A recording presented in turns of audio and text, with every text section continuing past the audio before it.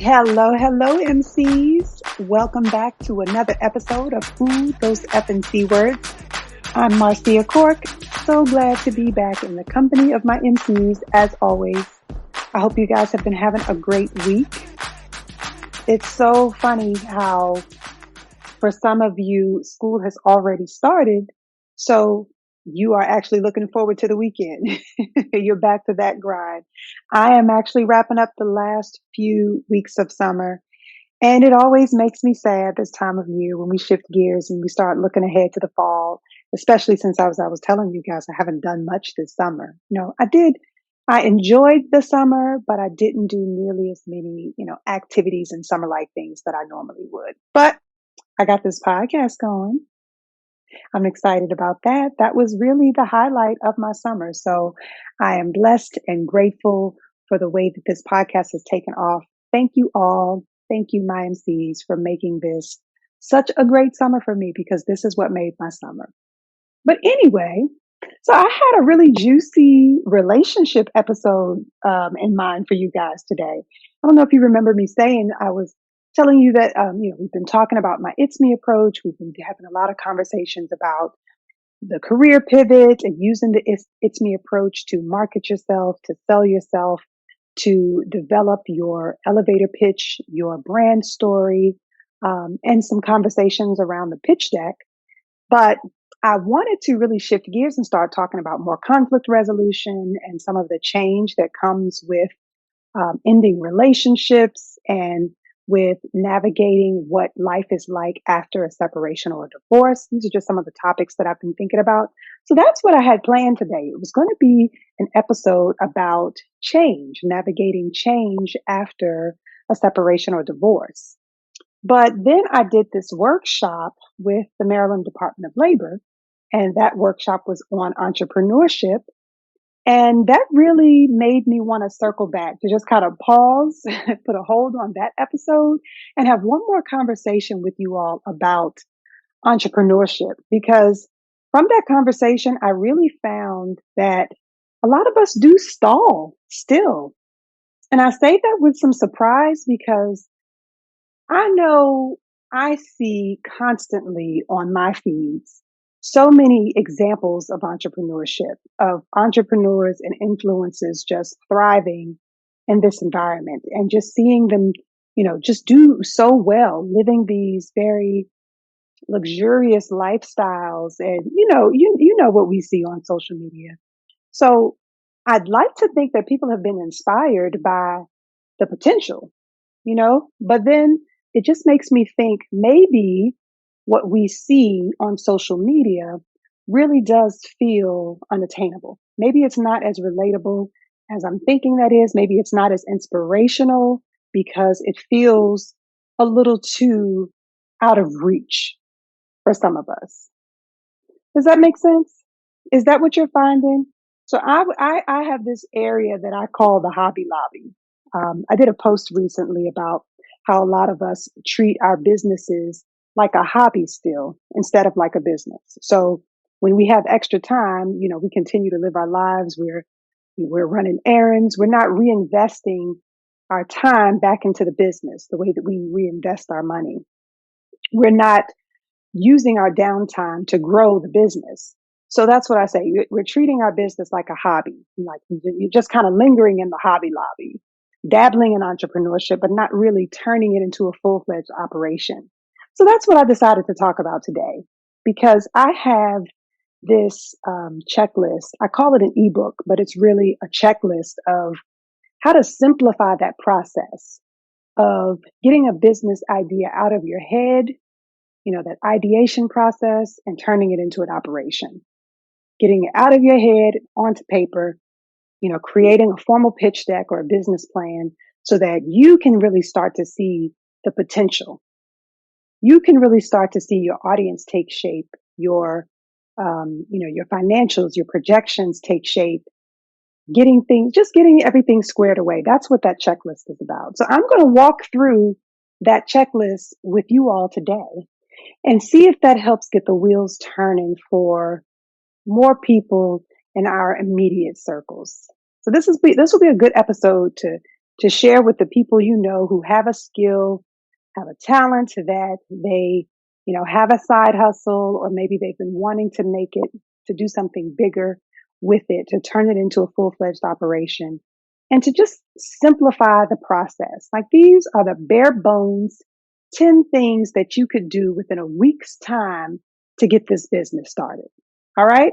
I call it my quick launch guide. So that's what we're going to talk about today, right after this break. It's Marcia Cork. You know, I talk about having the confidence to rebrand and get visible on social media. Well, it's time for me to practice what I preach. Do me a favor, before you start the show, open Instagram and TikTok and follow me right now at It's Marcia Cork. You'll get additional tips you won't hear on the podcast, including a semi-weekly series I call You're Doing It Wrong. So follow me right now, then meet me back here, and let's start the show.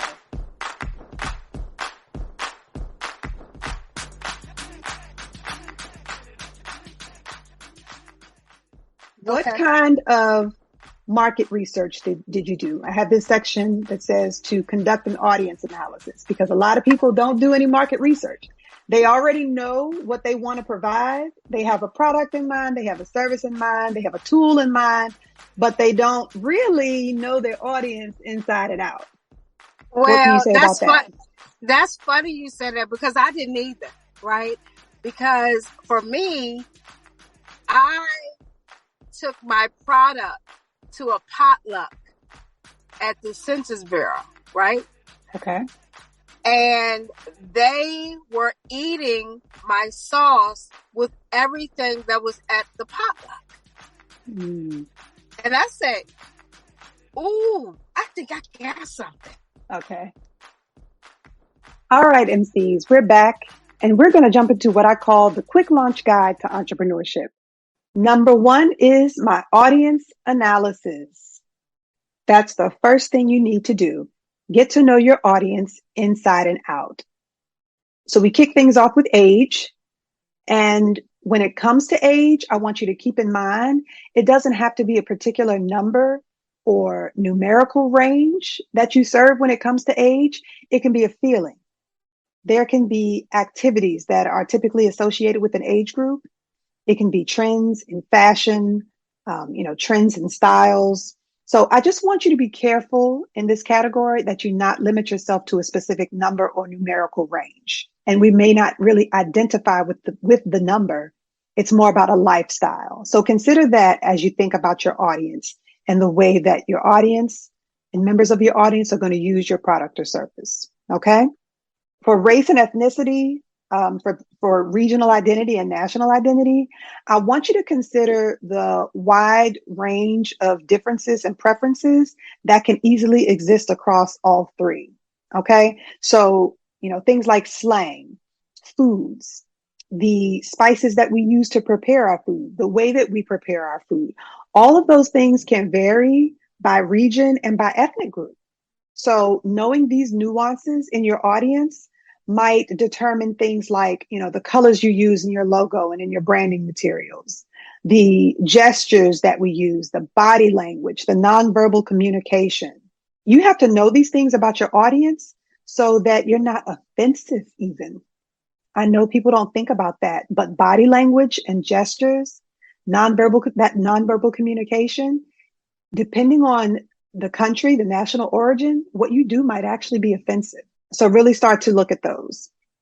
With gender identity and sexual identity, first and foremost, it's important that you know the difference. Is your product or service unique to the LGBTQ plus community? Are you a member of those communities, or are you an ally? Okay, you need to be clear in that communication. Have you immersed yourself in the terminology, the acronyms? Are you a credible provider with your product or service, or are you a trusted ally? Your product or service has to be used in a way that benefits and supports your tribe, your community. All right. So let's see where we are. Religion. The checklist talks about religious identity, ability identity, and personal identity. And I think people rarely consider this when it comes to strategic communication and marketing, even class. People are saying that their audience is middle class. I hear that all the time. Tell me about the income brackets. Tell me, Do you know how much money your audience makes? And they'll always say middle class, but you have to keep in mind, middle class, everybody considers themselves middle class. So whether a person makes $20,000 a year or $200,000 a year, they're going to say they're middle class. So you have to dig deeper. You have to know the difference in the amount of money they make and how that dictates their spending. As the saying goes, the riches are in the niches. So this is how you can create segments in your audience based on this very thorough audience analysis. And pay particular attention to the personal identity category, because that one is all encompassing, just very inclusive. These are all the ways we see ourselves that don't have a category that we typically see on forms and applications. So that's the kind of material that you won't easily collect from a survey, because you won't be able to categorize it, right? So things like, whether we identify as a dog lover or as a cat lover, the music that we're into, the specific genres. Are we motorcycle enthusiasts? Do we collect elephant tchotchkes? Are we beach lovers? All those types of things are very much a part of who we are. They're essentials, really, and it's hard to capture. So you have to think about your product or service, where that fits in, and how that supports your audiences. Okay? So the audience analysis is important. I'm sure that I've pointed out some things that you would not have considered about your audience. So I recommend spending a good amount of time on this, 30 minutes to an hour, even more possibly. And you will find this on page 2 of my quick launch download. All right. The next thing we want to do, create your It's Me pitch deck. Now, you all are familiar with my It's Me approach. We've been talking about it for several weeks now.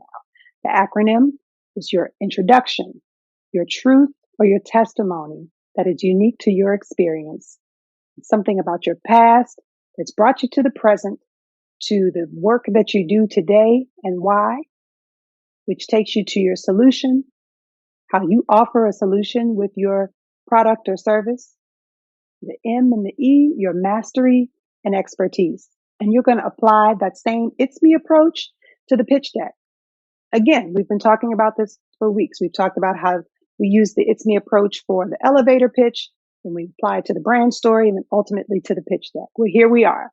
Now we're at the pitch deck. And the pitch deck you're going to be able to use much like your business plan, because these days a well-developed pitch deck can take the place of that business plan. That business plan for decades has just been really intimidating, right? So now your pitch deck, something that can be done in 7 to 10 slides, is going to have all of the essentials that you would have in a business plan, you can have in your pitch deck, for securing funding, for securing credit, for securing, donors, sponsors, that type of support. And studies show that the entrepreneurs who actually take some time and develop a business plan or develop this type of pitch deck, they're ultimately much more successful than those who just jump right into a business and never do this work. So we've talked about the audience analysis. How many people do you know have really sat and thought about their audience in the way that we just talked about? So it's the same thing for your pitch deck. So as we talk about this pitch deck, which was number 2, I want to also move into number 3, which is the pricing and projections. We're going to talk about those together, because when we're talking about this well-constructed pitch deck, well, that pitch deck is also going to include an area. It's also going to include an area that's dedicated to a launch strategy, to talking about your infrastructure, to having some, prototype descriptions, some pictures. You're going to include consumer input, a sales strategy, right? Where are you going to show up? Conferences, trunk shows. Are you going to be mostly visible online, have a strong social media presence, right? And then you're going to be able to include 1 to 3 year projections in a well-constructed pitch deck. So again, I want to make it simple. I want to make this part of the process simple. Steps 2 and 3, simple, by simply constructing a 7 to 10 slide pitch deck. Presentations can be overwhelming. The amount of information that goes into these slide presentations can be overwhelming, but 7 to 10 slides you can do. So the ITSM and E, the It's Me approach, we know that you can get your introduction, your truth, that truth, that testimony, and that solution onto one slide. You can get your mastery and your experience, the M and the E. You can get those into one slide. So that's 2 slides down. And then we can quickly move on to the things that you would see in a business plan. Things like your customers' buying behavior. Because now that you have your audience analysis complete, you can start think about buying behavior within those populations. You can brainstorm, new markets, potential new markets based on trends around members of those audiences. And you can round out your pitch deck with 2 to 4 slides to make up this pricing and projections area of your pitch deck. You can include a slide that will explain your launch strategy, like I mentioned. Explain that launch strategy to new markets. You can include the pictures of the prototypes, that consumer input I mentioned. All of that can go into a slide. And if you've been in business for a while, then you can also include a slide with any measurable and quantifiable data that you've collected. Okay? But keep in mind, we are keeping this simple. So we already have about 7 slides there. And depending on how much explanation, how many pictures you use, then that might extend it out to 3 more slides. So 7 to 10 slides. But even that measurable data, that quantifiable data, you really only need that area of the pitch deck if you're seeking funding, right? If you're looking for business credit, like I said, or other financial contributions. But if this is just moving out of the Hobby Lobby and into operation, and you're going to, primarily fund the business yourself to get things started, then that's an area that you don't even need. So you're going to have a very basic, a well-constructed, a very professional pitch deck that lays out, projections, 1 to 3 year projections, but without incorporating the projections that stall us, right? Do you see that? Do you see how what I've just shared you can easily achieve in about 7 to 10 slides? Keep it simple. So now we can move on to number 4, and that's to meet with an accountant. So this is the action item, of course, because we just talked about financials. We just talked about the pitch deck. So now to talk about meeting with an accountant, this is an action item people tend to fear the most, right? But I like to point out, this is actually one of the easiest steps. And I say that because this is the area where you don't really have to do anything at all. This requires almost no action on your part. It's a call or a meeting with a professional. And all you're going to do is ask the right questions, and they're going to tell you what you need to do. That's it. And then they're going to tell you how to do it quickly, easily, and simply, because accountants and CPAs do this day in and day out. So it's as simple as scheduling a call or a meeting to have this conversation. And you'll find this on page 8 of the Quick Launch Guide. These are the talking points that you're going to have with your accountant. So the first one I have is, can I stick to sole proprietorship? This is how you're automatically labeled if you don't formally register as a specific business type, within your state. So can I stick with sole proprietorship, or should I consider registering as an LLC? Do I want to protect personal assets? And you're already familiar with these terms. You just haven't progressed towards actually having a conversation and making some decisions and then filing the right paperwork. And they can help you with that. Like I said, it requires almost no action on your part, just guidance. So you're going to ask about that sole proprietorship. You're going to ask about registering as an LLC. You're going to ask about protection of assets. But then you're going to ask whether registering my business name and just doing business as this name will suffice. You're going to ask if you need an employer identification number, the EIN. You're going to ask if you need any licensure of any kind. And maybe you'll ask what annual filing will look like for this business structure. So that's 6 talking points that I have that will guide the rest of the conversation. So let the subject matter expert make some recommendations for you. Take the weight and that burden off of yourself and trust it to the professionals to guide you. And they're going to be able to give you examples of businesses, large and small, their business types, and really hold your hand through that process. So instead of looking at that stage as the hardest, look at it as the easiest, because this is one area where you will actually have a professional holding your hand and guiding you through that process. Well, I think that's really sound advice. I think, when we're venturing to start our own business, one of the most important things we should do is try to partner with people that are professionals that can help you, guide you in the right direction. So obviously when you're establishing your business, you want to go to an accountant or even an attorney to figure out what your best business structure will be, or should be, based on where you're starting and where you are, so I think it's an amazing idea to get in touch with your tax preparer, your accountant, whoever that may be that kind of handles your finance. And even again, if you have an attorney to kind of chat about how that structure should be set up. Okay. I like that. And the reason why I don't say attorney is Mm-hmm. because this is the bare bones. So this is Mm-hmm. taking all the fear and the intimidation away. And I think Mm-hmm. people will be afraid of what out of pocket expenses there are Mm-hmm. associated with an attorney. Mm-hmm.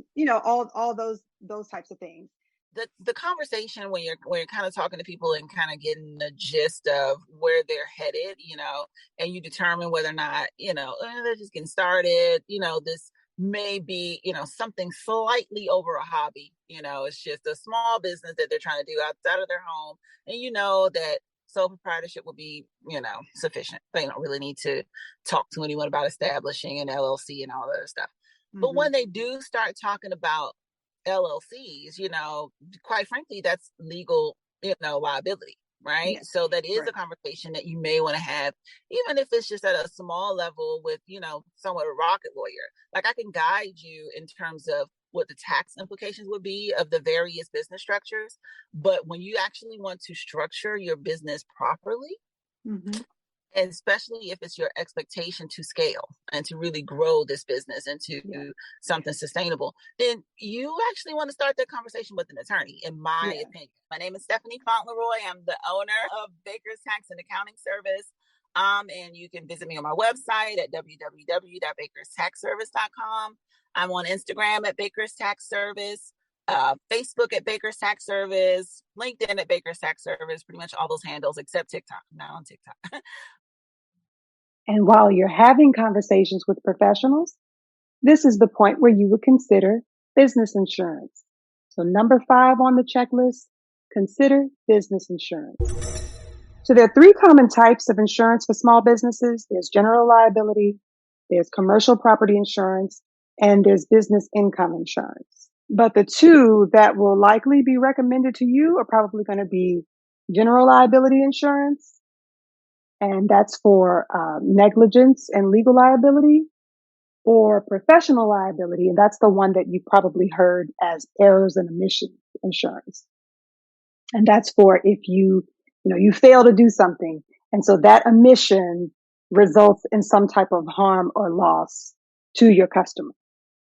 All right, so that's why it's called errors and omissions. So when you reach out to your insurance provider, they're going to ask you questions. Yes, you'll probably end up asking some questions, but for them to make a recommendation on the type of insurance you need and the amount of coverage you need, they're going to ask the question. So just like getting your car insured, getting your home insured, the professionals are going to guide you. Let them. So since that was number 5, let's take a very quick look at 1 through 5 again. So number 1 was to conduct an audience analysis. Number 2 was to create your It's Me pitch deck. Your pitch deck based on the same It's Me principles that we've been talking about for the past several weeks. Number 3 was to do some pricing and projections alongside numbers 4 and 5, which are to meet with an accountant and to consider business insurance.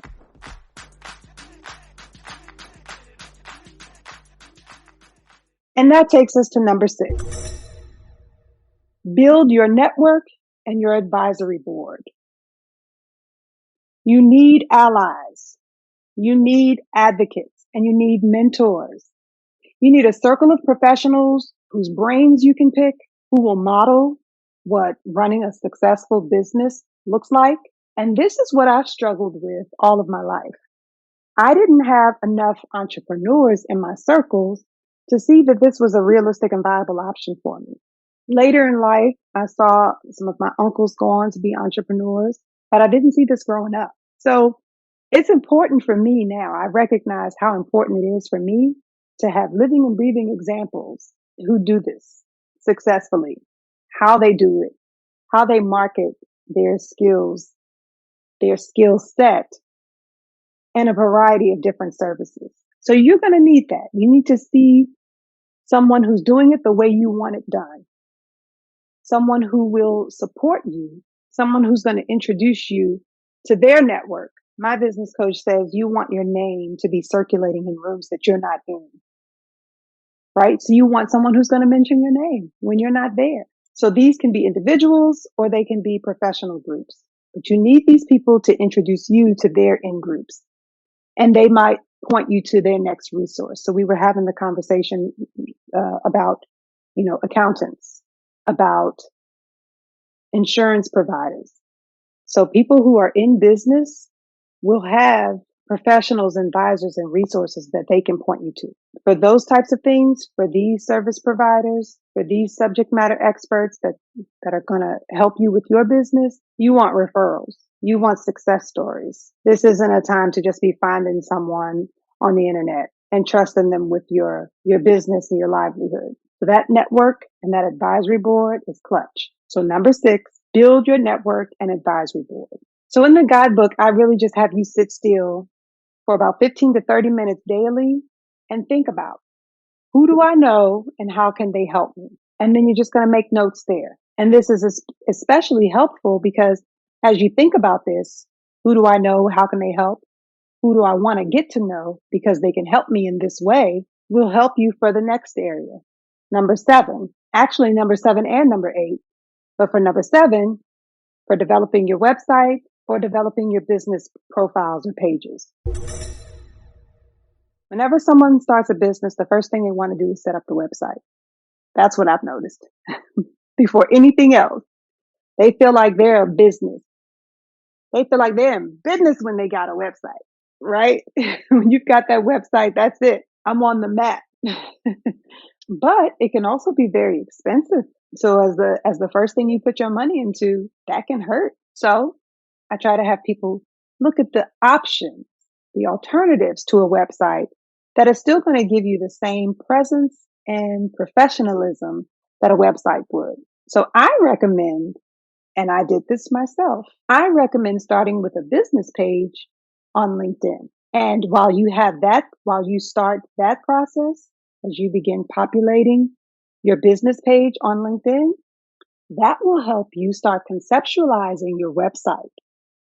So as you plan your website, as you put aside the money for your website, you can still be putting together all of the key components, the essential information on a business page on LinkedIn. So I say make it your first stop. LinkedIn is the most respected platform for your professional brand.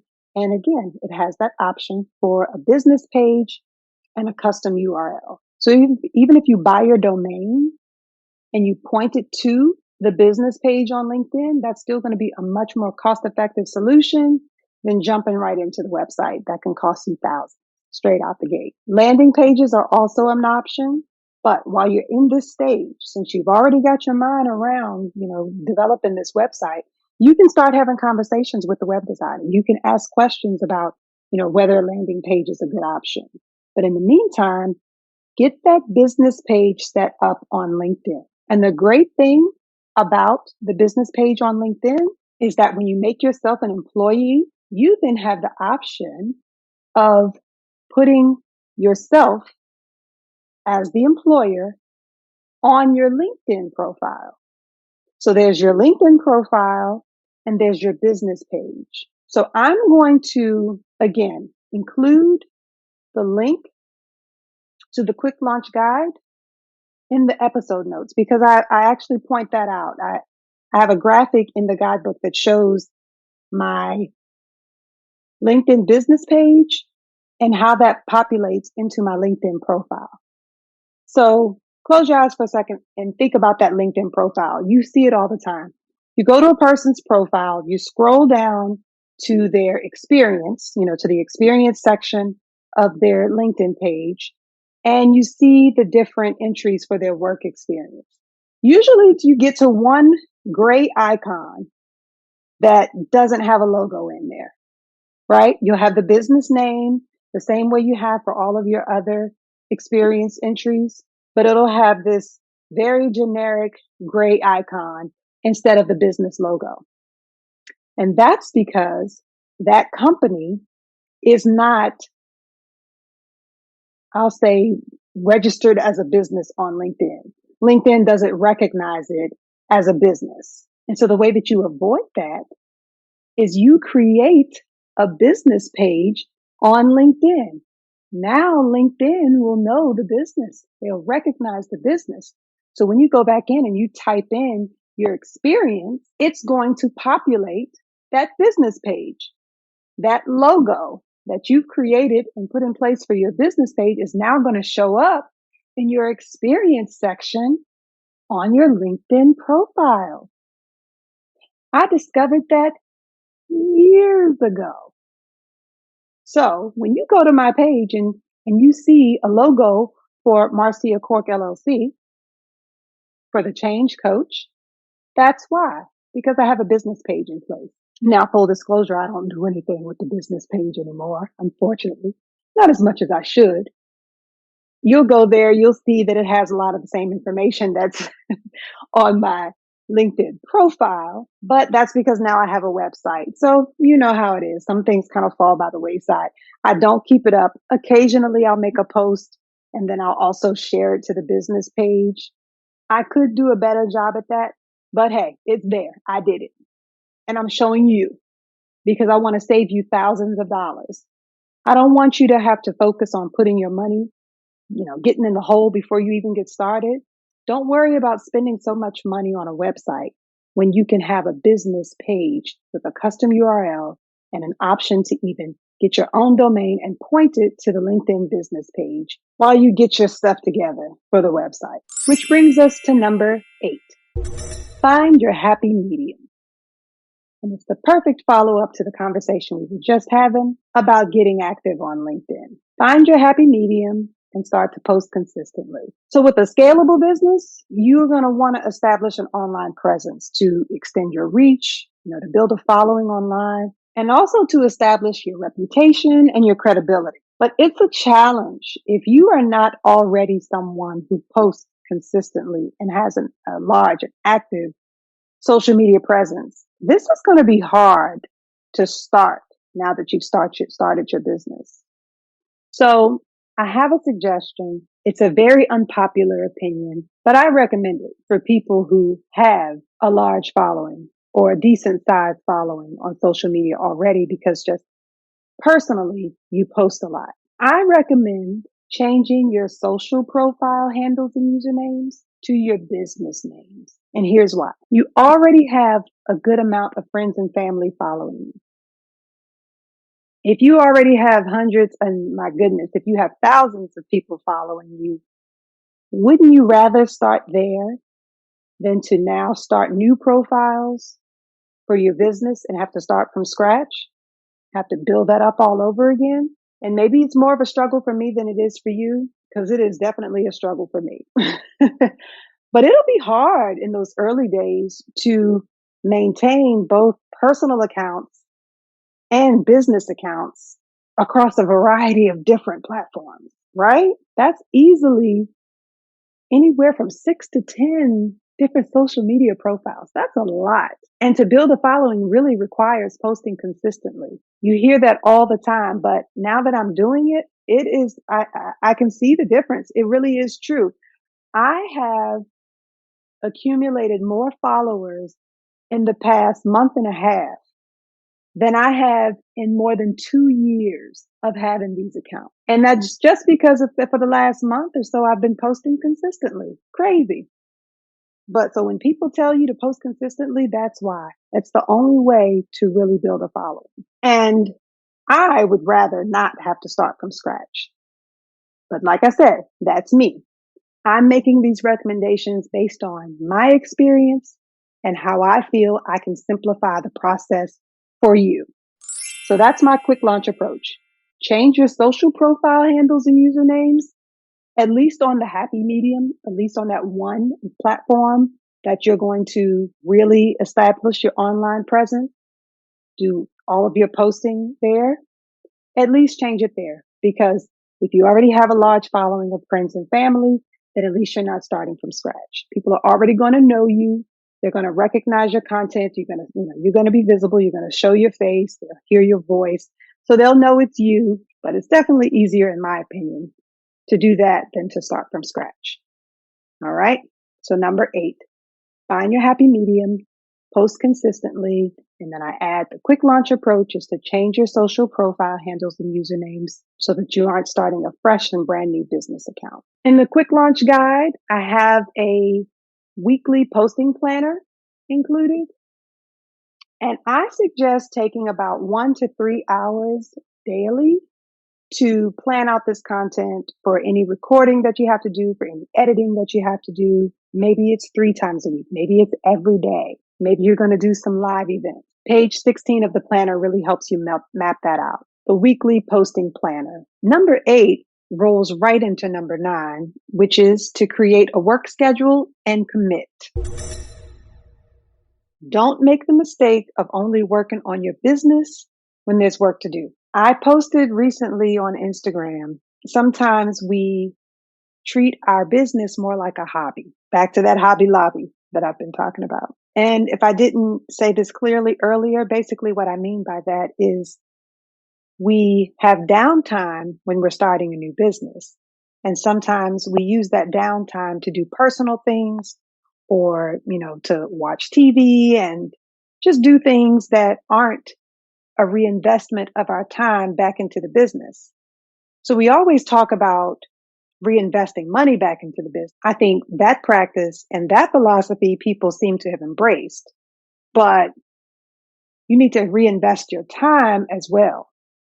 Treat your business like a business and not like a hobby. So commit to business hours and nurture the business during those business hours, even when there's no client, even when there's no deliverable due, even if there's no orders coming in. If you have work hours, do work in those work hours. Find work, create work in those work hours.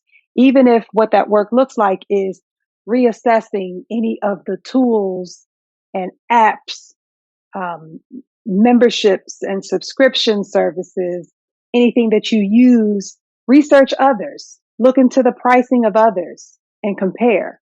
Just make an effective use of your time. Just put time back into the business so that it grows and nurtures the business. That's it. Create a work schedule and commit to it. So for me, what that looks like is using all of my time to plan social media content, because like I said, I'm not great at that. Even personally, I didn't post on social media. I didn't take pictures of, going out to dinner and boomerangs of us doing shots and, pictures of my food, myself getting dressed, the before and after pictures of myself doing makeup. I see all of these things. I know that that's what's expected in social media. I don't do it. I'm just not that person. For you, just create, like I said, number 8, you're going to create, just commit and be consistent. Okay. And that's putting time into your business. That's treating it more like a business and not like a hobby by reinvesting your time into the business. And then speaking of those reassessments, researching other products, services, memberships, subscriptions, finding what's useful, what works for you, what doesn't. That takes us right into number 10, which is to just reassess and repeat constantly. You're going to assess your processes and your progress regularly. You're going to do that weekly. Maybe it's monthly, maybe it's quarterly. And then you're just going to kind of self-correct along the way. The early years present the most challenges. No business is ever without challenges and hardship, but, getting started when it requires so much time, there's so much time, there's such a learning curve. For me, I'm learning how to edit for the podcast. I am back and forth between different platforms to see who does the best recording. I'm doing it with, I'm just starting to wrap my mind around what's the best equipment to use to improve the sound quality. Like all of those things are what prevented me initially from even wanting to do a podcast because I was trying to make it perfect. But I've given myself some grace. It's not going to be perfect, but I'm going to do the best that I can. And I'm going to reassess along the way. I'm going to research other platforms. I'm going to research equipment. I'm going to get a little more fluid with each episode on the editing process. All those things will come with more ease over the first few months and years, I imagine. So the business is literally work in progress. I'm fine with that, and I encourage you to get comfortable with it as well. Give yourself some grace, reassess, and repeat. And while we're talking about that first year, I really want to point out that what I see in a lot of the conversations that I'm having with other entrepreneurs, they had a lot of expectations from friends and family to help their business get started or stay afloat. Buy my book. Come let me do your hair. Those types of things. Buy my t-shirts, come buy my smoothies, those types of things. You can't rely on your friends and family. I have this saying that I use. I say your cousin is not your customer. Maybe they are, but they are not what's going to keep your business thriving and what's going to keep your business afloat. So instead, I encourage people to look to friends and family for a different type of support. If they're willing, here are some ways that friends and family can support your business, because you're not going to look at them as customers, but maybe they're sponsors in some way. Maybe they're offering in-kind support in some way. So on page 20 of the Quick Launch Guide, I offer some ways that family and friends can support the business. All right. They can offer to pay for supply. They can offer to pay for some of those, yearly or monthly subscriptions I was talking about. They can offer you a physical space. Maybe they have a basement room. Maybe they have a corner in their own physical space. Maybe they have a facility and they can offer space to you. Maybe you all can share an office. Maybe you know someone who's in the design and build space. Maybe they can do some construction or design services for your space. Maybe they can offer some graphic design, some photography, or some social media support. Maybe they can purchase some of your branding merchandise. And I don't mean as, buy my t-shirt. I mean, maybe they can provide the in-kind support into bulk material purchases. Maybe they can offer the use of a vehicle. Maybe they have a kitchen space or any other type of equipment. So think about it that way. Think about in-kind support that friends and family can offer that is in support of your business to help the business take off and thrive, but not to rely on them to be a customer. Okay? But that also goes both ways. You should not be offering your services for free. So you're not counting on them to be a customer, but they're also not taking up valuable time or resources by you providing your goods and services at a free or discounted rate. So that's the Quick Launch Guide, MCs, a checklist of 10 things that you can do to get this business out of your head, onto paper, into a pitch deck, to really have the nuts and bolts of what you need to get this business running. And I'm going to provide the link in the episode notes to where you can download a copy of the checklist. I think you might find it helpful. Again, just some of the things that we don't think about in the simplest form, a simple construct of the conversations you want to have and the considerations you can make to get this thing going. So to recap, numbers 6 through 10, then number 6, build your network and advisory board. Number 7, build your website or your business page. And remember, I recommend the business page while you conceptualize the full website. Number 8, find your happy medium and start posting consistently there. My quick recommendation is to change your social profiles from your personal name to the business name. Number 9, create a work schedule and commit to that. Don't treat your business like a hobby. Reinvest your downtime into the business. And number 10, Reassess and repeat along the way. Check back in on your processes and your progress constantly to tweak, to look at new services, new platforms, and improve your business on a day-to-day basis. Remembering that your cousin is not your customer. There are ways that your family can support the business, but not as a customer. One of the things that I wanted to talk about was I have this phrase that I say, your cousin is not your customer. Right. So the idea behind that is, people go into business and they think that their friends or family are going to be their biggest customers and their best supporters. Girl, and you got the right one to interview today on that one. Okay.